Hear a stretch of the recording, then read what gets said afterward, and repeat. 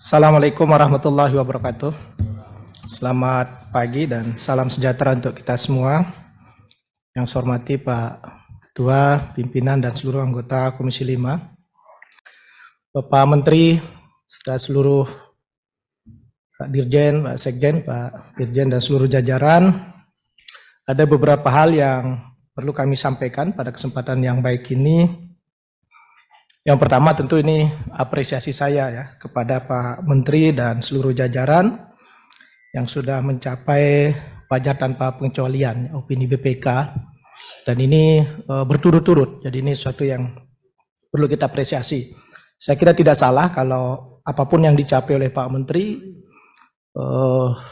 baik secara langsung maupun tidak langsung, juga capaian dari Komisi 5 karena kita mitra ya.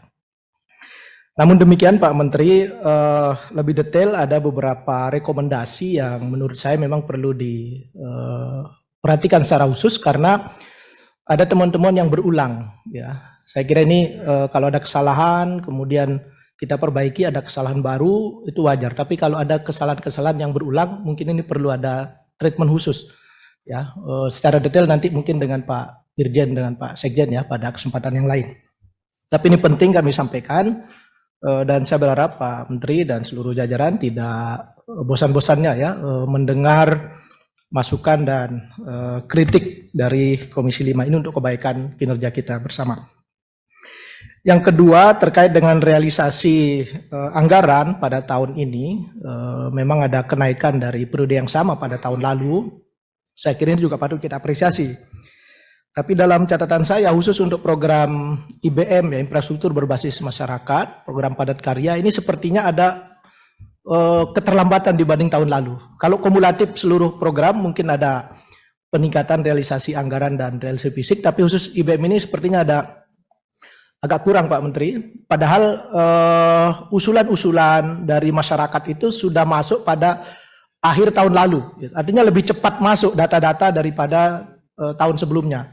Tapi realisasinya seperti dia di lapangan ini masih progresnya belum secepat tahun lalu. Ya, kita berharap ini bisa lebih awal. Ya, demikian juga untuk tahun-tahun berikutnya karena infrastruktur berbasis masyarakat ini yang padat karya kan tidak saja targetnya untuk memperbaiki infrastruktur itu sendiri, tapi juga untuk lapangan kerja. Ya, mengantisipasi dampak COVID yang cukup parah 2 tahun terakhir gitu.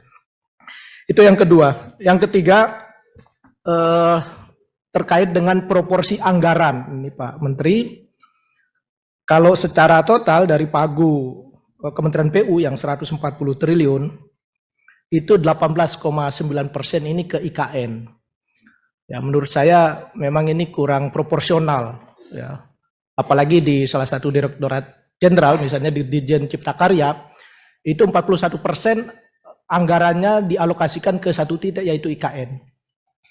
Spirit dari IKN ini kan keadilan, pemerataan. Nah, oleh karena itu menjadi catatan kami agar alokasi anggaran untuk IKN ini jangan sampai mengurangi hak-hak daerah lainnya.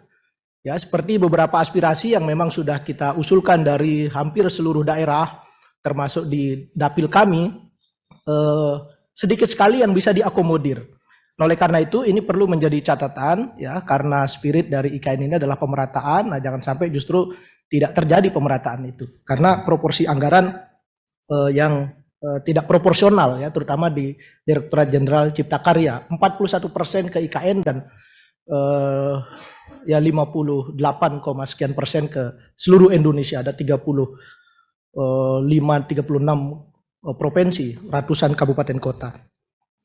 Ini penting menjadi catatan Pak Menteri supaya program-program daerah yang memang dibutuhkan itu juga jangan sampai terganggu dengan program di IKN. Termasuk juga capaian kita mengacu kepada RPJMN ya. Misalnya untuk sanitasi layak kan target RPJMN 2024 itu 90% capaian kita. Tapi saya lihat di RKP Kementerian PUPR target 2023 85% dan 2024 86%. Jadi masih ada gap 4% dari target RPJMN.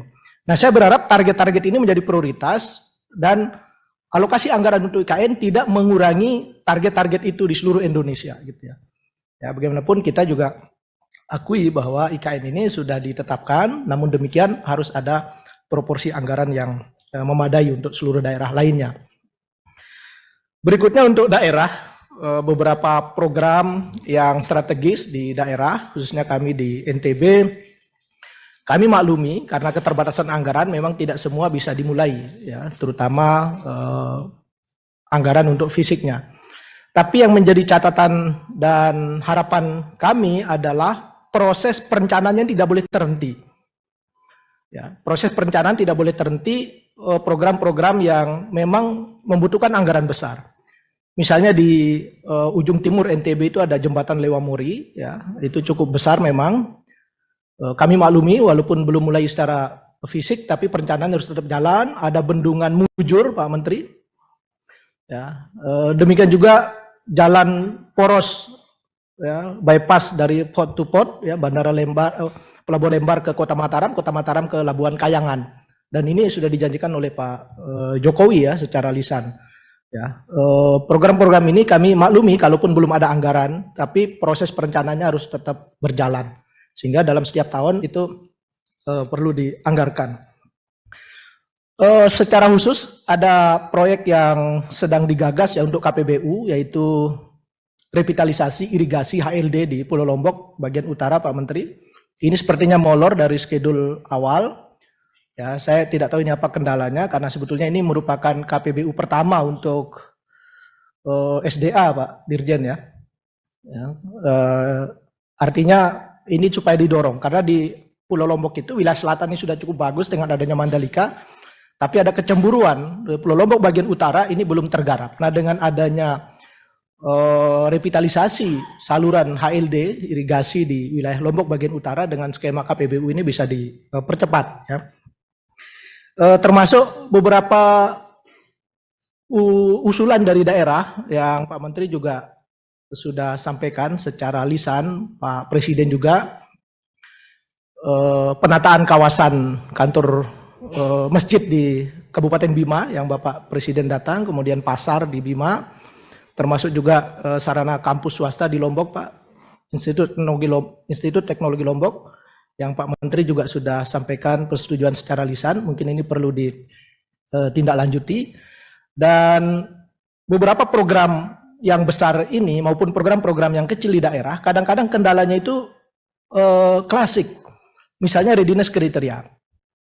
Readiness kriteria ini merupakan salah satu tahapan dalam perencanaan dan itu tentu saja juga menjadi tanggung jawab kita di kementerian. Gitu. Jangan sampai sering saya temukan di lapangan ketika petugas atau yang melakukan survei untuk mengecek kesiapan program ini, readiness kriteria itu, mereka seolah-olah itu bukan tanggung jawabnya. Jadi datang cuma checklist gitu ya, ini ada enggak? Oh tidak ada, tidak ada. Gitu.